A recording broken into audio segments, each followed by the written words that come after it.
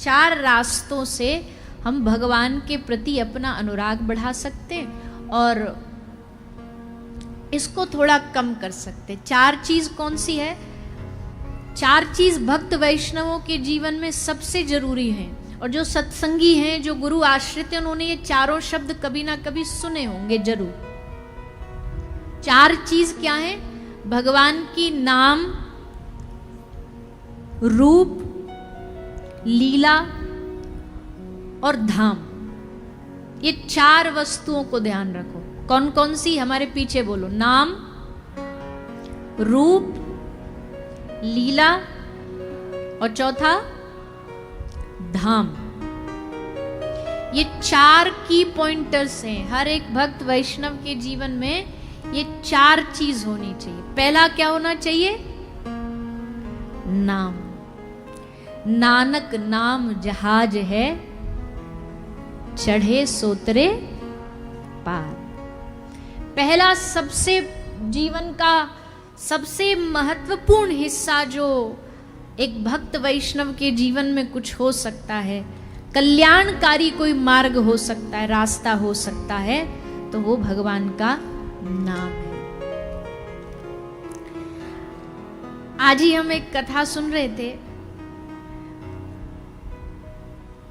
उसमें परम श्रद्धेय श्री पूज्यपाद श्री रामायणी जी का भाव सुन रहे थे, तो उनने एक बहुत अच्छी कवित्व बोला जो वो स्वयं उनकी रचना है, तो हमने वो लिख लिया कि कहीं आएगा तो आज सुनाएंगे। वो पहले ही आ गया कि एक भगवान का जो भक्त होता है ना, वो नाम के भरोसे ही जीता है भगवान के। उसे पता है कि बाकी साधन उसके करने के बस में नहीं है। इस दुनिया में बहुत कठोर कठोर साधन होते हैं। क्या साधन होते हैं? फलहार, कुछ खा ही नहीं रहे, और अधिक उसको कठिन कर लेते वायु आहार, वायु पर ही जी रहे हैं, जल आहार, जल पर ही जी रहे हैं। इतने कठिन कठिन साधन कर रहे हैं। कोई क्या साधन कर रहा है? ये कौन है? बोले खड़ेश्वरी महाराज, एक ही पांव पे खड़े रहते हैं। इनको 14 साल हो गए खड़े ही खड़े, पैर सूज गए, शरीर ऐसा हो गया, खड़े ही हैं, यही साधन में लगे हैं। किसी ने क्या साधन किया? बोले आजीवन मौन है, ये किसी से बात ही नहीं करते, आजीवन मौन है। ये सब साधन करने पर भी, अब अचंबा देखो, इतने साधन करने पर भी ये साधन इस बात की गारंटी नहीं देते कि आपको भगवान मिल जाएंगे। तो फिर हम जैसे लोगों का तो फिर कहना ही क्या, जिनकी सुबह उठते ही सबसे पहले दिमाग में ये आता कि आज दिन भर में खाना क्या है। भजन की ध्यान नहीं आती, भोजन, नाश्ता में क्या बना है आज। ब्रेकफास्ट का मेन्यू पहले डिसाइड होता है, बाद में फिर कुछ होता है। सुबह उठते ही उठते सबसे पहले चाय चाहिए, नहीं तो खोपड़ी गर्म हो जाती है, माथा गर्म हो जाता है। सुबह उठते ही उठते वो चाहिए। तो हम जैसे लोग जिनको भजन साधन ये कठिन परिश्रम बता दो तो बेहोश हो जाएं सुन करके, लेकिन हम पर महापुरुषों की, भगवान की अति कृपा हुई कलयुग में कि हमें एक सहज साधन मिला, मानव तन मिला और उसमें एक सहज साधन मिला। तो उस साधन के लिए पूज्यपाद महाराज श्री लिखते हैं, ये तन कीमती है मगर है विनाशी।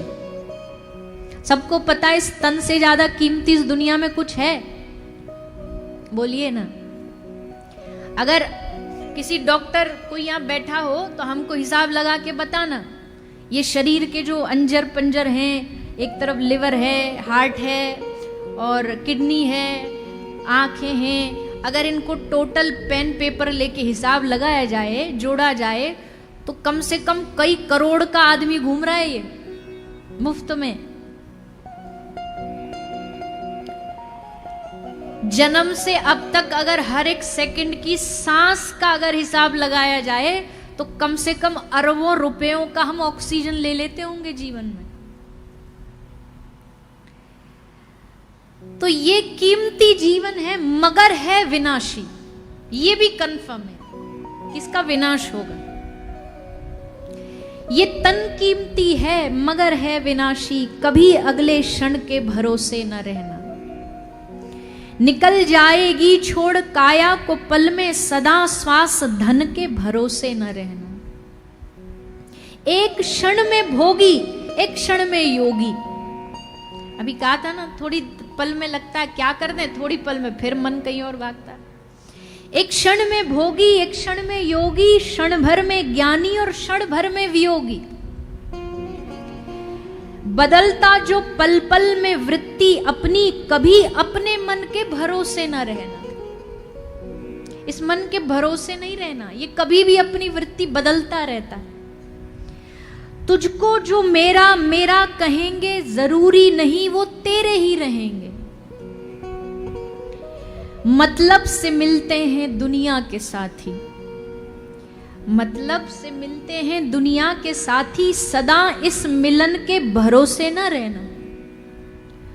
हम सोचते काम दुनिया के कर लें, हम सोचते काम दुनिया के कर लें, धन धाम अर्जित कर नाम कर लें, फिर एक दिन बन के साधु रहेंगे, उस एक दिन के भरोसे न रहना। एक दिन कभी आएगा हमारा हृदय साधु बन जाएगा, तो उस एक दिन के भरोसे न रहना। राजेश अर्जित गुरु ज्ञान कर लो, या प्रेम से राम का नाम कर लो, अथवा श्री राम नाम रटो नित्य नियम से, किसी अन्य गुण के भरोसे न रहना, किसी अन्य साधन के भरोसे न रहना। अगर भरोसा रखना है तो राम का नाम गुणगान कर लो, किसी अन्य साधन में वो बल नहीं। इसलिए पहली चीज सबसे जरूरी गांठ बांधने की एक वैष्णव के जीवन का नाम। दूसरा है भगवान का रूप। देखो इतना तो पक्का है कि अगर मानव बने हो तो इन आंखों को रूप लुभाता है, अच्छा रूप लुभाता है। ये इन आंखों की वृत्ति है। अच्छा कोई पेंटिंग देखिए, आहा हा क्या बढ़िया सुंदर है। अच्छा कोई चटकीला रंग दिखा, क्या बढ़िया सुंदर रंग है। कोई किसी की वेशभूषा कपड़ा बढ़िया लगा, चमचमाता हुआ बढ़िया, देख करके आंखें आकर्षित हो गई। कोई कहते ना, कोई किसी के चाल पे मरता है, कोई किसी के गाल पर मरता है, कोई किसी के बाल पर मरता है, पर असल में मरना उसी का सफल हुआ जो यशोदा के लाल पर मरता है।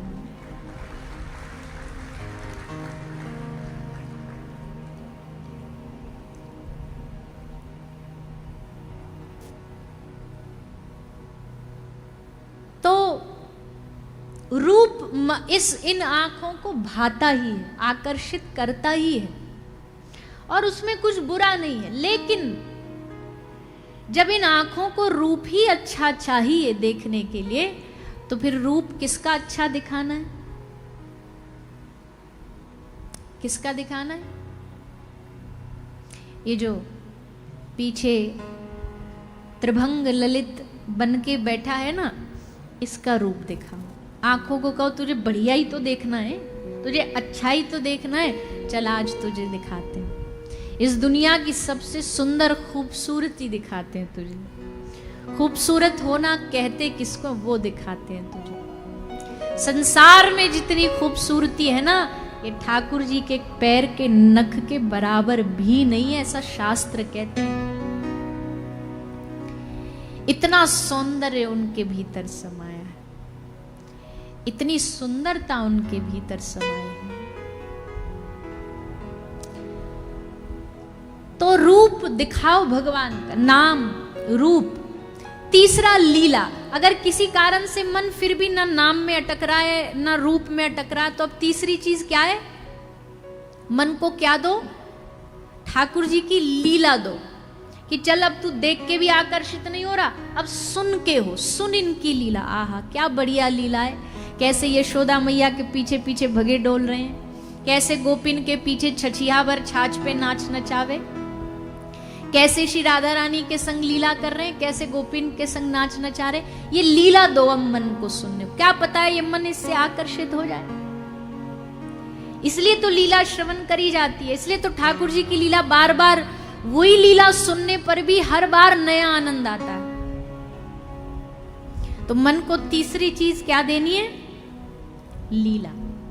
पहले नाम दो, ठाकुर जी का रूप दो, फिर लीला दो, और चौथा क्या? ठाकुर जी का धाम, निज धाम, जहां भगवान विराजते हैं, जहां भगवान ने लीलाएं करी हैं, जहां भगवान के होने का अनुभव हो रहा है, वो चौथा धाम इस मन को दो। ये चार चीज भक्त के जीवन में सबसे द मोस्ट इंपॉर्टेंट जो लिस्ट है ना, उसमें सबसे ऊपर आती है। अब ये चारों चीज ही मुक्ति का साधन है, लेकिन हम इन चार चीजों में अटके हैं, पर भगवान के नहीं, दूसरी चीजों में अटके। हम नाम में अटके हैं, पर कौन से नाम में? अपने खुद के नाम में अटके हैं। हमारा नाम बन जाए, हमारे बहुत लोग पहचान हो जाएं, सब नाम के लिए मरे जा रहे हैं। रूप में अटके, अपने रूप में अटके या किसी और के रूप में अटके। लीला क्या है? बोले संसार नाशवान है, फिर भी इनकी क्रियाओं में लगे, ये इस लीला में अटके। और चौथा धाम, बोले धन धाम में अटके। इन चारों चीजों में अटके। ये चारों चीजें जब बदल करके श्री ठाकुर जी से जुड़ जाएंगी, तो स्वतः ही हमारे मन में भगवान के प्रति प्रेम बढ़ेगा, अनुराग बढ़ेगा। भगवान की लीला श्रवण करने से समझ आएगा, अरे ठाकुर जी तो बड़े सहज हैं। हम जिनको इतना अच्छा, इस दुनिया में सबसे ज्यादा लोगों ने भगवान को ना हवा बना रखा। हवा मतलब अरे राम राम राम, भगवान ना ना ना, भगवान के सामने ये नहीं, भगवान तो ऐसे, भगवान तो वैसे, भगवान से डर के रहो। ठाकुर जी बोले हम कोई भूत थोड़ी है जो हमसे डरोगे, हमसे डरना थोड़ी है तुमको। भय ना हो, प्रेम। ठाकुर जी भय का विषय नहीं है, ठाकुर जी प्रेम का विषय है। ठाकुर जी ने प्रेम दे करके दिखाया कि हमसे डरने की आवश्यकता नहीं, हमको तो कंठ से लगाओ, हमको तो दुलार करो, हमें तो प्रेम करो, हमें तो लाड़ करो। हम तुम्हारे लिए क्या नहीं करेंगे? ठाकुर जी क्या नहीं करते भक्तों के लिए? जहां जहां बछड़ा चले, तहां तहां चली जावे गैया। जैसे गाय को अगर आपको एक जगह से दूसरी जगह लेके जाना हो, जा नहीं रही, हट कर बैठी है, तो कैसे लेके जाओगे? उसके बछड़ा को उसके आगे आगे ले जाओ, जहां बछड़ा जाएगा वहीं गैया जाएगी। तो जहां जहां बछड़ा चले, तहां तहां चली जावे गैया। कहे दादू जहां चले भक्तगण, तहां तहां चले कन्हैया। श्री दादू दयाल जी कहते, जहां जहां भक्त पांव धरता है ना, ठाकुर जी वहां के पीछे पीछे चलते हैं। भगे भगे आए ठाकुर जी, अर्जुन सो रहा है, चैन की नींद सो रहा है। ठाकुर जी ने आके वहां को पांव पकड़ के ऐसे हिला के जगाया, अरे जग, सो रहा है। वहां उधर देख, विपक्ष के लोग रणनीति बना रहे हैं, कितनी प्लानिंग चल रही है उनकी। अर्जुन बोला, प्रभु सोने दो ना, दिन भर का थका युद्ध करके आया हूं, अब भी आप डिस्टर्ब करने आ गए, चैन की नींद सो जाने दो। ठाकुर जी बोले, ऐसी खबर लाया हूं तेरी नींद उड़ जाएगी। जब पता चलेगा ना, ऐसी खबर सुनकर के तेरी सारी नींद उड़ जाएगी। अर्जुन ने कहा, पता है मुझे, यही तो खबर लाए हो कि नहीं सोएगा तो फिर कौन सोएगा? जिसके लिए तू भाग रहा है इधर से उधर कि क्या करूं, कैसे करूं, वो ना सोए तो कौन सोए? ठाकुर जी, अच्छा फिर ठीक है, फिर सो जा, चल कोई दिक्कत नहीं, अब हम संभाल लेंगे, अब हम पकड़ लेंगे।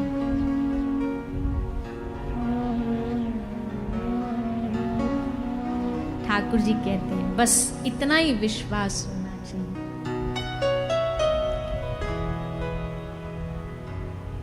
कन्हैया साथ देना मेरा,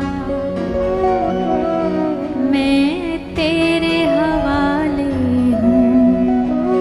कन्हैया साथ देना मेरा, मैं तेरे हवाले हूँ। जरा सा ध्यान रखना मेरा, मैं तेरे हवाले हूँ।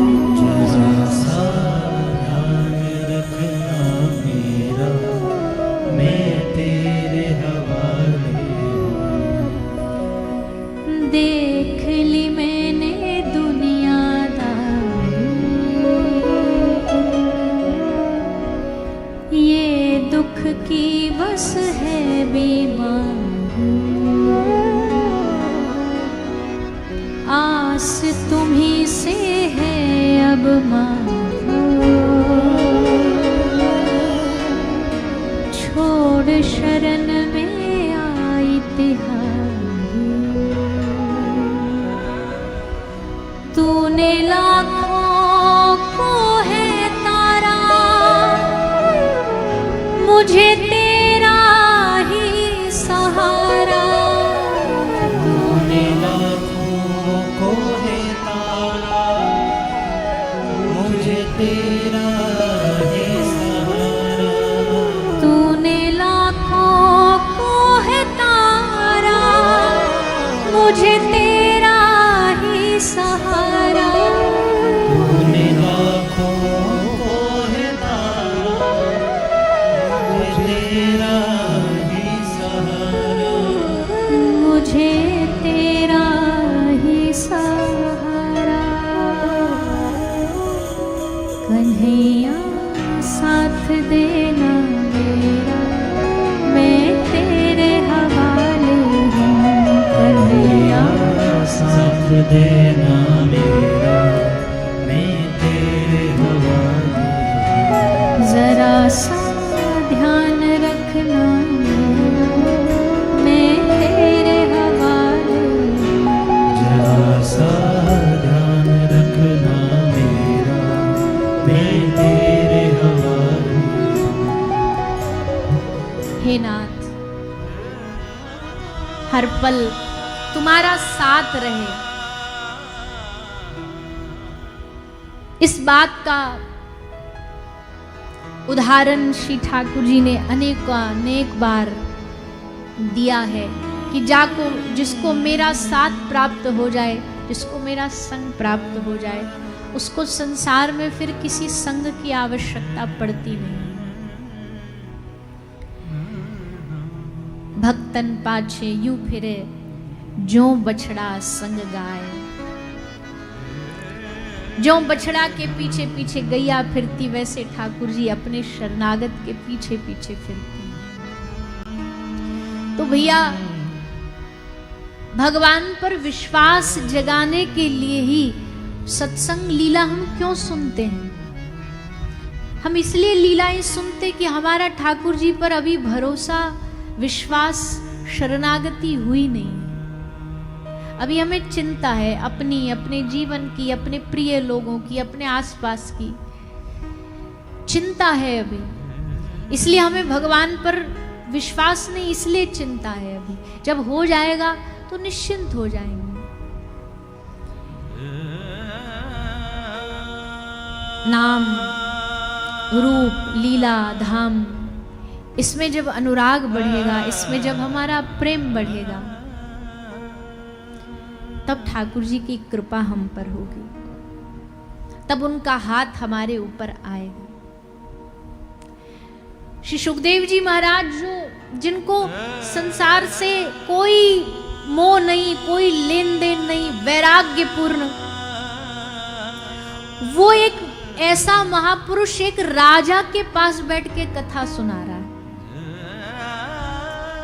जिसके पास देवता अमृत कलश लेके आए लालच देने, उनको भगा दिया, लौटा दिया, और एक राजा को बैठ के कथा सुना रहा। क्यों?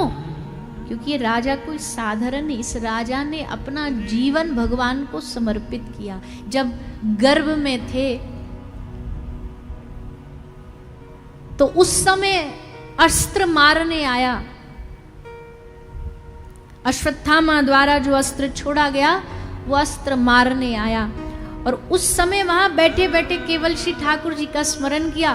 ठाकुर जी सूक्ष्म रूप बना के गर्भ में आए उतरा के, और आकर के परीक्षित राजा की रक्षा करी, मौत के मुख से, मृत्यु के मुख से बाहर निकाला। ऐसा राजा। और आज भी जब पता चला कि हमारी 7वें दिन मृत्यु है तो राजा घबराया नहीं, क्योंकि मौत का नाम सुनकर तो बड़े बड़ों को चिंता हो जाती है। मृत्यु का नाम आया तो आदमी पूरी अपनी जीवन की जल्दी जल्दी प्लानिंग चालू कर देते, वही कुछ दिन बचे, जल्दी करो। आधा मरना तो मरने का नाम सुन के ही आ जाता है कि अब हम कुछ दिन के मेहमान हैं, अब क्या होगा, अब कैसे होगा।